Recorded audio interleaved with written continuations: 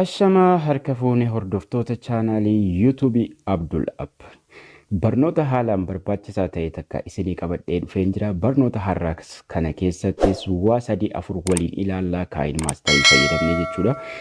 Viidiyoo tokko erga riikoordii goonee kaanee yoo dogoggora sagalee qabaate yoo hirrina sagalee yookaan sagaleen ol ka'ee dhaga'amuu didee al tokko riikoordii goonee erga upload goonee sagaleen ni xiqqaata. Kaa'in maastarii kanarra seennee akkamitti akka sirreessinu bal'inaan waliin ilaalla. Tokkoffaa irratti sagalee xiqqaate akkamiin guddisuu ol kaasuu dandeenya, itti ida'uu dandeenya yoo sagaleen xiqqaates jechuudha.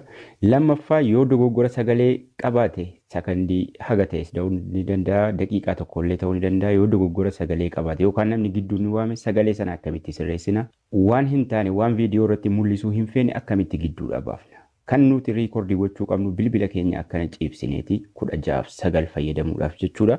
16:9 fayyadamuudhaaf kan jalqabaa sana reeshiyoo jalqabaa fayyadamuudhaaf bilbila keenya ciibsinee fayyadamuu qabna.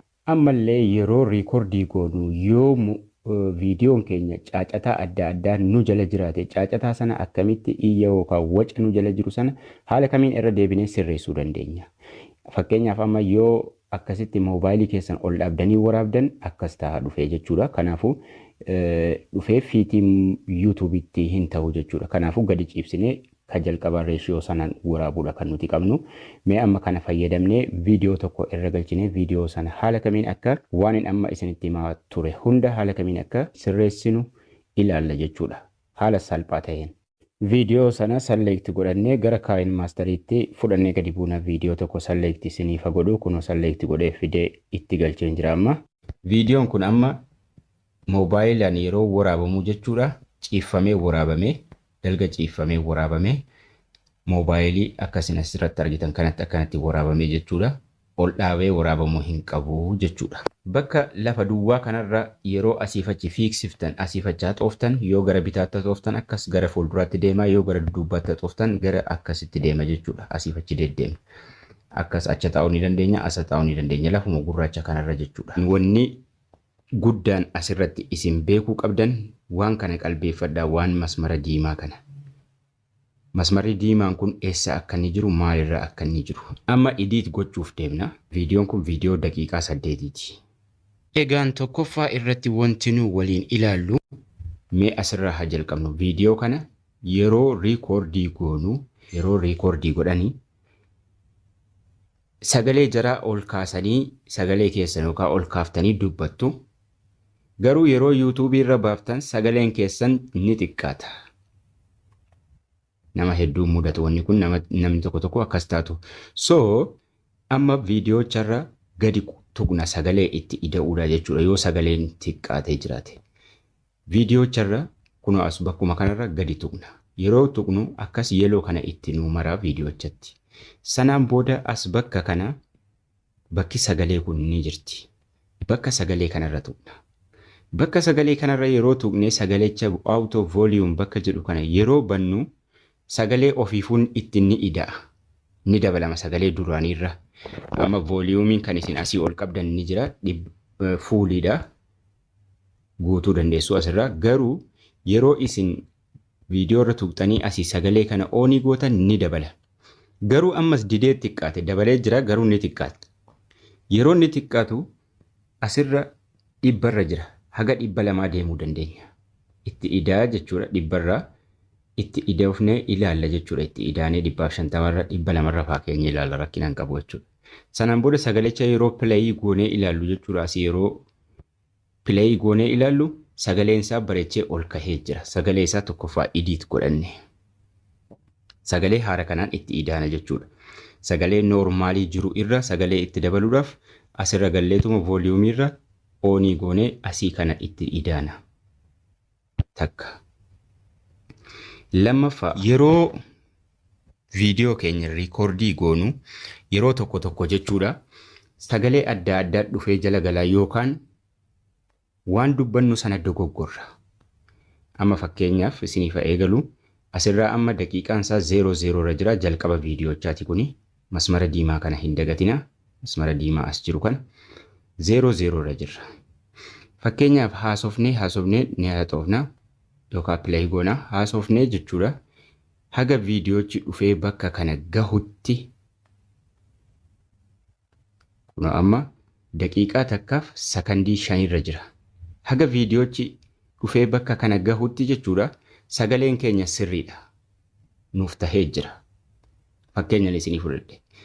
Garuu yeroo as gahu sagalee hin taane takkatitti galee yookaan haasaan waan dubbannu sana dogoggorre. Kanaafuu maal goona? Ni sirreessina. Akkamitti sirreessina? Finnee masmara diimaa sana bakka irraa itti dogoggoruu eegalle sana irra dhaabnaaf. Isinii galee na fakkaata. Masmara diimaa kana bakka irraa dogoggoruu itti dogoggora eegalle sana finnee irra dhaabna achirra jechuudha. Daqiiqaa tokkoof sakandii 5 irra. So achirra erga dhaabnee booda viidiyoocha gadi tuqna. Viidiyoocha gadi tuqnee maal goona?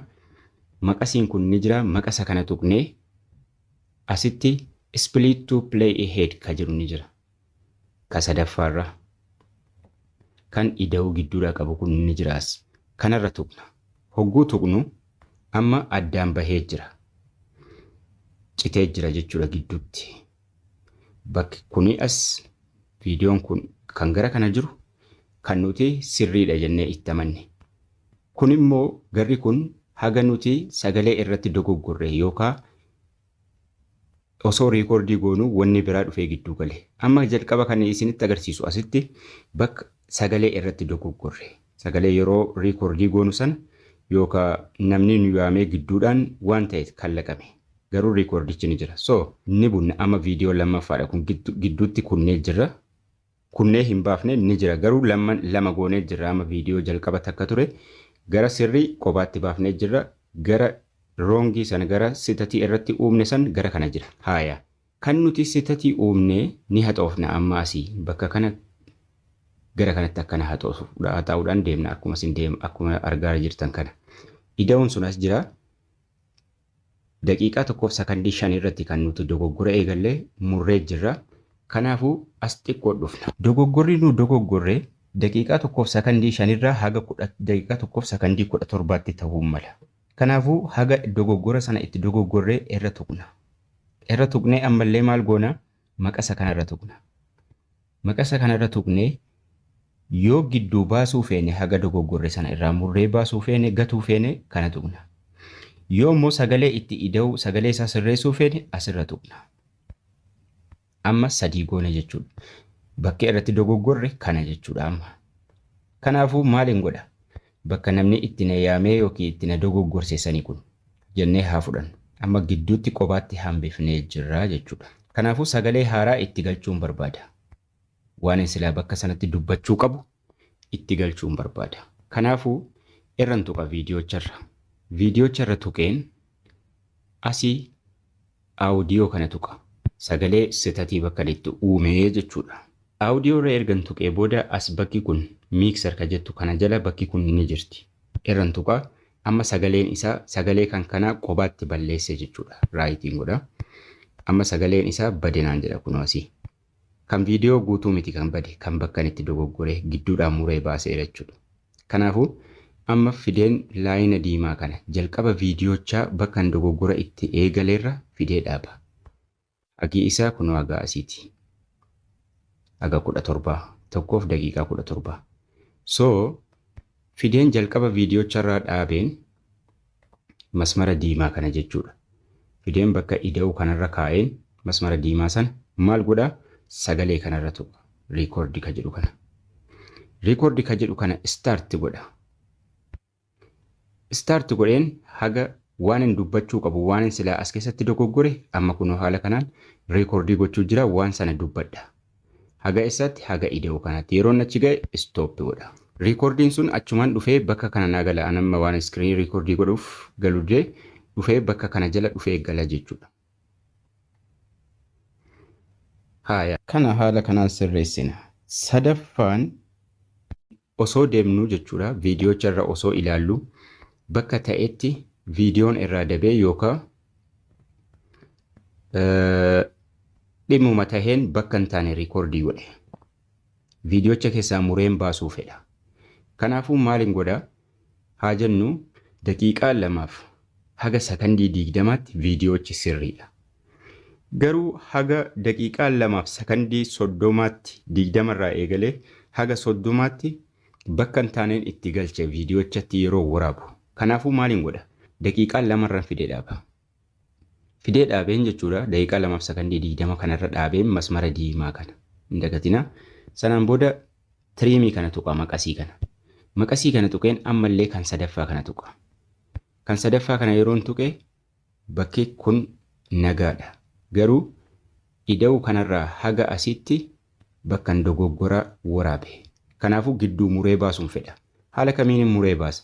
Masmara kana fidee haga bakka dogoggoraa sana eegaleen haga dhuma dogoggoraa sanaatti irra dhaabee irra tuqa.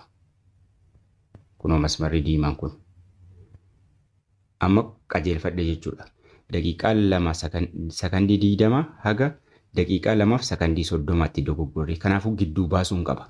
Masmara diimaa kana haga kanaatti muradheen jiraarra kunoo haga kana irraa baasuun qaba. Kanaafuu maaliin godhaa? Maqasii kanarra tuqa. Maqasii kanarra tuqeen kan gara kanaami kan kutuu feena. Haga kana kutuu feena. Masmara diimaadha haga kanaatti.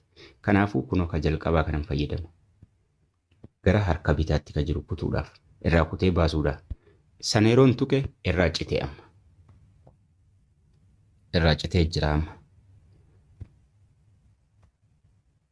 Hayyee gara biraatiin sagalee achirratti sagalee yeroo itti galchinu jechuudha. Yeroo riikoordii goonu sagaleen keenya waca heddummaate. Haala kamiin sirreessuu dandeenya? Salphaadha kunillee viidiyoo feetan jechuudha. Viidiyoo feetan viidiyoo barbaadan hundayyuu guutuu isaatii kuni viidiyoochi sagaleechi waca heddummaate viidiyoochi ni jira garuu waca heddummaate. Kanaafuu maal gochuun qaba? Sagaleechi waca heddummaatee jira hin dhaga'amu sirriitti. Kanaafuu viidiyoocha riikoordii godhadheen jira garuu sagaleen isaa naan taane irran tuqa viidiyoocha irra dhufe viidiyoocha irra tuqna. Sanaan booda audiyoo irra tuqna. Audiyoo irra erga tuqnee booda jechuudha miutii goona asii kan dhiisuullee ni dandeenya. Kunoo kana tuqna. Kana yeroo tuqne amma sagaleen guutuu viidiyoocha irra jiru. Yooma sirba fiddan illee waan biraa waan feetan yoo fiddan amma sagaleen isaa guutuun isaa badee jira. Yoo play goota sagaleen isaa hin jiru miutii ta'ee jira. Kanaafuu irra deebi'ee riikoordiitti godha sagalee. Irra deebi'ee riikoordiitti gochuudhaaf miutii ergan godhee sagalee isa duraa irra jiru balleessee kahee jechuudha. Sagaleecha balleesseen ka'ee viidiyoo irra tuquudhaan bakka sagalee kana tuquudhaan miutii godheen ka'e. So amma sagalee haaraan itti galchuu barfedha viidiyoo guutuutti. Balleessinee jirra finnee masmara diimaa kana 00 irra dhaabna. 00 guutuunsa daqiiqaa 8. Masmara kana erga dhaabnee booda riikoordii irra tuqna. Riikoordii irra tuqnee istaartii goona. Amma riikoordii gochuu eegale. Waan feene dubbachuu eegalla jechuudha amma. Gocha keenya waan asii godhaa jirru ni beeyna. Sanarra ilaalaa, sanarra daawwataa. Amma zayitiitti nayna amma akkana goonaa isa jedhu san dubbachuu eegalla jechuudha. Kunoo amma waraabaa deemuu jira. Irra dabarsuu hin dandeenyu. Kunoo asii lakkaa'u jira. Asii masmarri diimaan kun deemuu jira gara fuulduraatti haga daqiiqaa 8 geenyutti jechuudha. Bakka tokkotti tarii dubbiin nun barbaachisu ta'a. Bakka dubbachuu hin feenetti yoo feene stop goone xiqqoo gara fuulduraatti masmara diimaa kana deemsifnee eegalla jechuudha. Ammallee riikoordii biraa itti qaddaana jechuudha. Haaya kun ammas kan biraati. Amma riikoordii gochuu jira dubbataa jira jechuudha. Sagalee duraanii balleessine sagalee haaraa sagalee qulqulluu viidiyoochatti galchaa jirra jechuudha. Kunoo amma haga diimaa kana haga bakka kana galchee jira. Galchuutti itti fufuu jira. Hagan istooppii godhutti. Istooppii godha. Haala kanaan sagalee guutuu irra deebinee itti galchinaa jechuudha. Har'a waa'ee sagalee irratti bal'inaan akkamitti akka qajeelchuu dandeenyu waliin ilaallee jirra. Kutaa tokkoffaa har'aa kana keessatti kutaa lammaffaa fi sadaffaa irratti waan baay'ee waliin ilaallaa akkasiin irraa barattanis abdii guddaan qaba. Haga viidiyoo itti aanu walitti deebinu turtii gaarii.